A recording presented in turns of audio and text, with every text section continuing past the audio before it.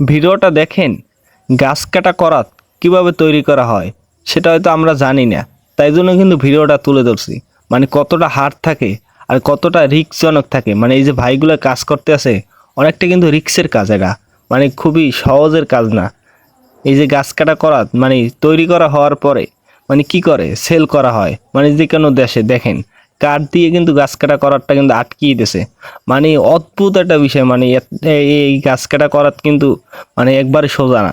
দেখেন কতটা হার্ড, মানে এইটা ভিডিওটা না দেখলে বুঝতে পারবেন না। মানে একটু যদি লাগে মানে কি একটা দুর্ঘটনা ঘটে যাইতে পারে। দেখেন মানে কতটা হার্ড থাকে গাছ কাটা করারটা, মানে এই ভিডিওটা দেখলে বুঝতে পারবেন।